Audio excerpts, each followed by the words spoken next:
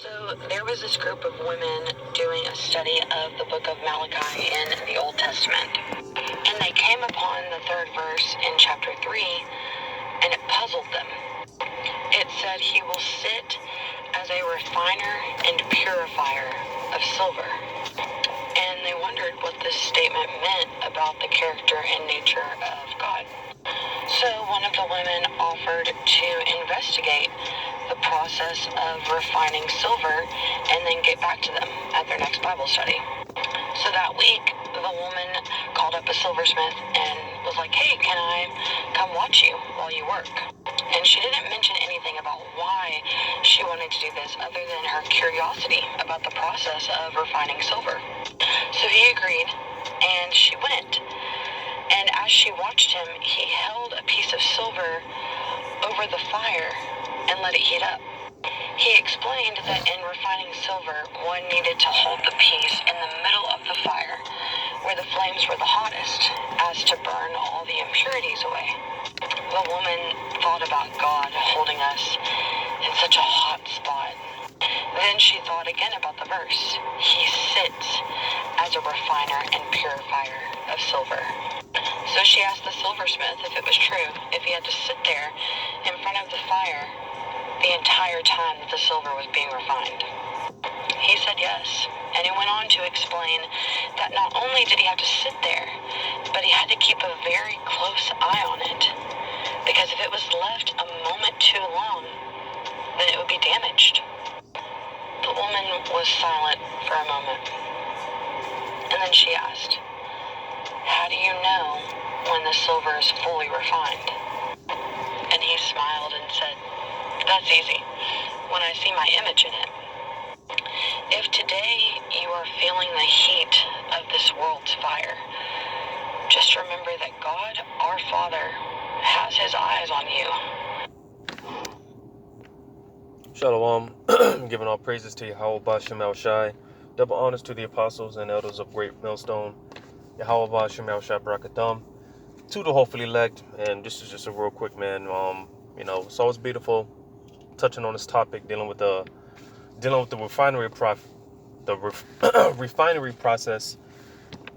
Basically how the Lord is putting us through the fire to purge us out, get rid of all of our imperfections, so we can be like Him.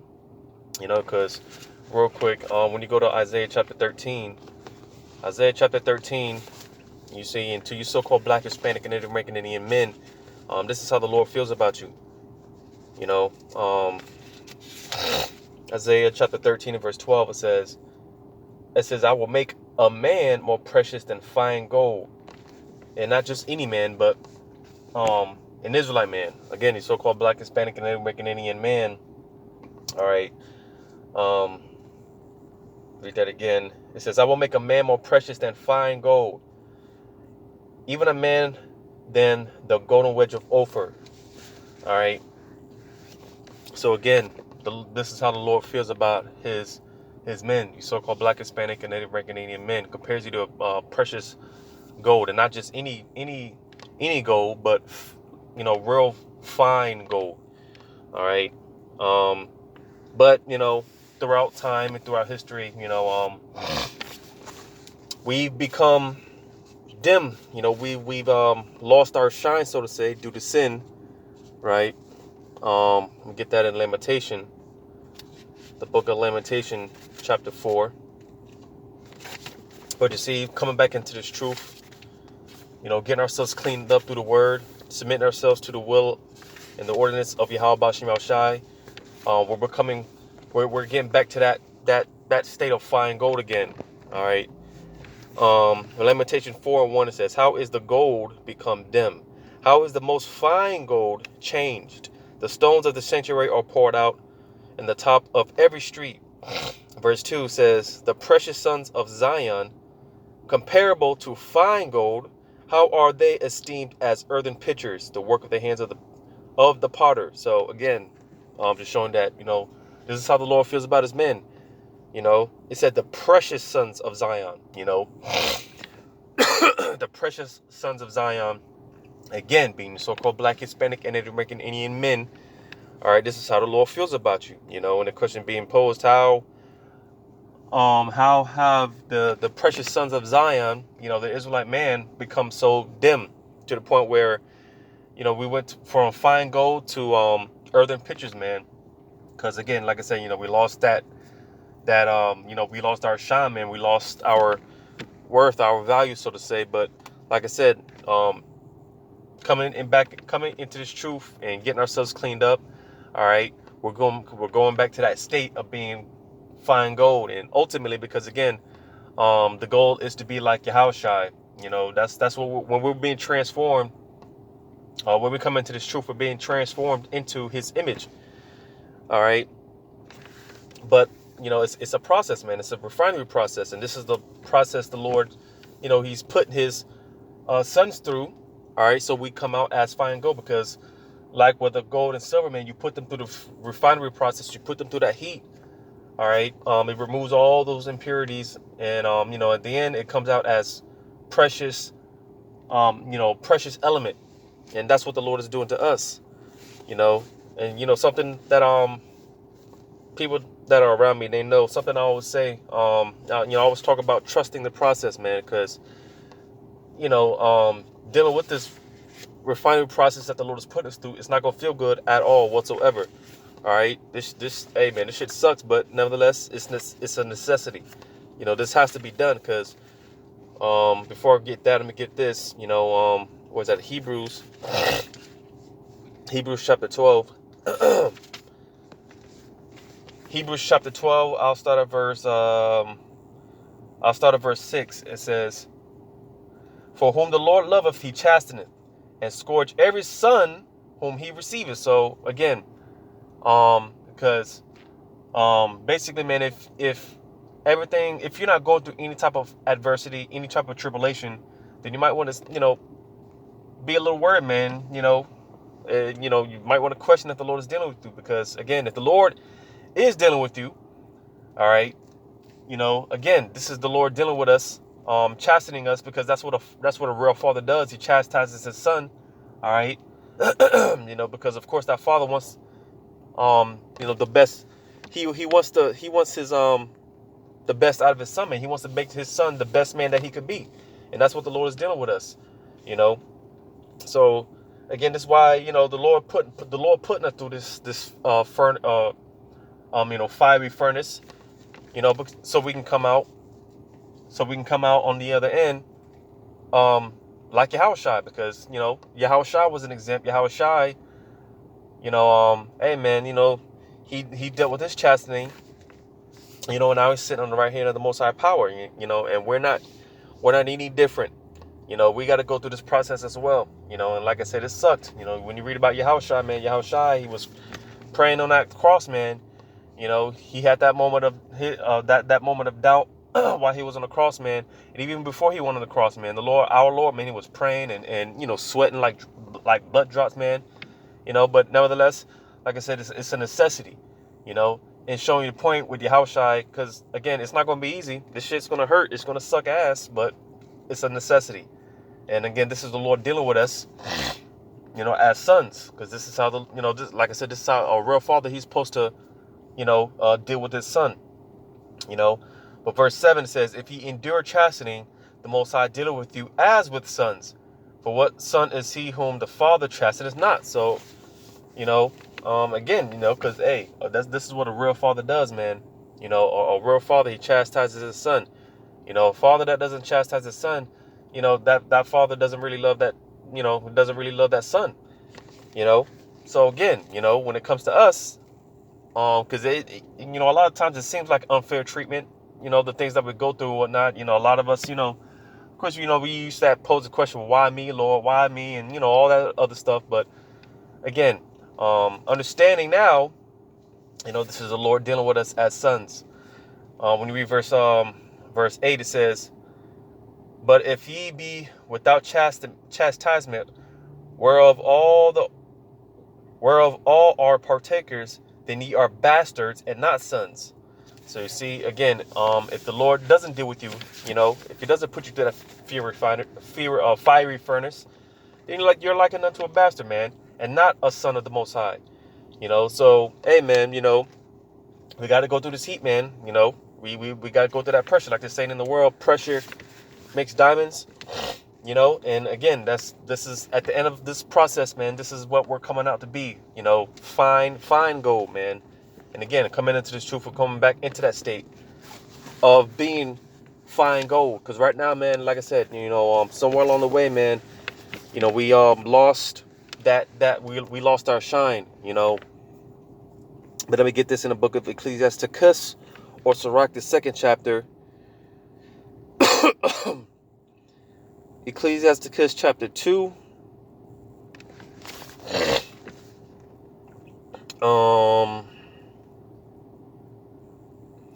start at verse 4. Ecclesiasticus chapter 2 and verse 4 says, "Whatsoever is brought upon thee, take cheerfully and be patient when thou art changed to a low state." Because like I was saying, trusting the process. Whenever we're changing into a lower state, whenever something happens to us, whatever situation comes upon us, trust the process, man. Because soon as something happens, Jack out here, they're so quick to give up and go to the so-called white man and just give up. And in this same chapter, it tells you not to be hasty to when the Lord brings this adversity upon us, not to be so quick to act like that, man. We got to trust the process. Got to be patient. Patient is equated to suffering. All right, because again, whatever it is that the Lord is refining us, again, you just got to trust the process, man. You got to be patient when let the Lord do His work, man. Because we're all under construction. We all need work, man. And we're going to continue to be we're going to continue to be what do you call it? We're going to continue to be under construction until Yahushua shows up and we're changing those bodies. So again, hey, got to trust the process. Got to be patient. Understand that the Lord He's dealing with us. He's working. He's working with us, man. He's working through us. So you got to trust the process. But when we read verse 5, it says, "For gold is tried in the fire, and acceptable men in the furnace of adversity." So you see, I'm gonna read that again. "For gold is tried in the fire." Again, how do you purify gold and silver? You put it through the fire and it removes all those imperfections. That's what the Lord is doing with us. When you read on, it says, "And acceptable men in the furnace of adversity." So, again, just like fine gold or just like gold and silver, you put it through the fire, the furnace, it removes all those imperfections. All right. This is the same thing with us. With the furnace of adversity, all our tribulations, the Lord he's refining us. All right. He's making a better man out of us. So I'm gonna go here real quick. Zechariah chapter 13 and verse 9. Actually, verse 8. Zechariah chapter 13 and verse 8, it says, "And it shall come to pass that in all the land, saith Yahweh, 2 parts therein shall be cut off and die." So, as the prophecy states, two-thirds. All right, they're going to get, they're going to die. But it says, "But the third shall be left therein." All right, so dealing with this 1/3. All right, again, this is the Lord. This is who the Lord chose and ordained from the beginning to show them mercy and have mercy upon them. All right. And to deal with them, man, and get them ready for this great hour of temptation that's getting ready to, is right around the corner. Right. The Lord chose this 1/3 group of individuals, Jakes, all right, Israelites, to deal with them and put them through this fire. Because when you read verse 9, it says, and I will bring the third part through the fire and will refine them as silver is refined, and will try them as gold is tried. They shall call on my name, and I will hear them. I will say, it is my people, and they shall say, Yahweh is my power. So you see, the Lord, again, whenever we go through these different adversities and tribulations, this is the Lord doing this. He's doing these things. He's, bringing this tribulation upon us. All right. And again, like I said, it's going to seem like the Lord is unfair or whatnot, but the Lord knows what He's doing, man. All right. The Lord knows what He's doing. He knows what each and every one of us, what we need to work on. what qualities we need to develop. He knows all that stuff. So that's why I said, we gotta trust the process, because a lot of times, man, a lot of times we don't even know what we need, and how to go about it, but the Lord does. All right. And again, you just gotta trust the process. As much as it sucks, you just gotta trust the process. And if anything, I know it's easier said than done. Gotta glorify in your tribulations. You gotta in a because it sounds like a sick, it sounds twisted, but in our tribulation, man, you gotta glorify Yahweh Shemel Shai. You gotta be happy, because like I said, um, this is knowing and understanding these things. This is how the Lord is dealing with us, man. Because like I said, if everything's just going all good, sweet, handy dandy, then you better question, man. You better, I know when things are going too good for me for quite some time, man, and things are going just it's going too smooth. I start getting a little nervous, man. I start to worry just a little bit, man, because it's just so used to catching hell and tribulation that even when the Lord, because one thing, the Lord is about balance. You're not just going to go through hell, tribulation 24/7, 7 days a week.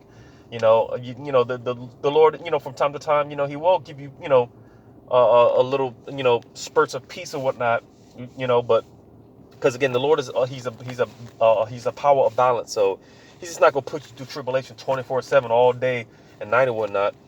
But like I said, when you go through so much hell and tribulation, man, that's all man. You're used to it. So even when the Lord does give you a little relief, you don't, a lot of times, I know me personally, I don't know how to deal with it. Because I'm just, so I'm just used to the hell and the tribulation. But nevertheless, man, get this in Proverbs 20, Proverbs 25 in verse 4 says, "Take away the dross from the silver, and there shall come forth a vessel for the finer." All right. So that dross, and you see, this is the process the Lord is putting us through. He's removing the dross so we can come out as fine gold, precious stones, at the end of all this, because again, the goal is to be like Yahushua, and this is what we got to go through. And like I said, it's a necessity, man. So count it all joy, man. Like the scriptures say, count it all joy when you fall into diverse temptations, because again, this is the Lord dealing with us, man.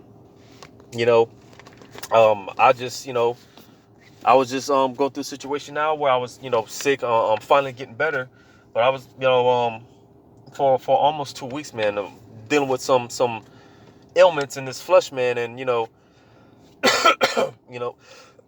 because like they say, what doesn't kill you makes you stronger. Well, that's a very true statement, because going through this situation in my flesh, man, I didn't, I wasn't in that spirit of why me, oh Lord, curse the Most High and die. I wasn't in that spirit, man. Just got to trust the process and wait it out, man. And again, and that's what, all these afflictions, all of our afflictions and whatnot, man, all of our tribulations and whatnot, again, this is the Lord making us better, building, He's building us up. The Most High is building us up to be like His Son, man. And quite frankly, it's a true honor. It's an honor, to have the Lord deal with you like this, man. To deal with us so we can, we won't be out here running around like a chicken with his head cut off like all these other people when all hell breaks loose out here. You see, because we've been built up to the point to be able to withstand in that day. But you see, everyone else, man, they're not gonna know how to deal with it. When it's all said and done. But again, if we be of the elect, then hey, how about Shemel Shai? Hey, man, he's built us up to be able to withstand in that day, man. So like I said, man, touching on the subject, man, it's always it's just always beautiful touching on this subject, dealing with the refinery process and the gold and the silver going through the fire, and how the Lord compares his Israelite men, his sons, as most precious elements and whatnot. I mean, it's always beautiful, touching on this topic.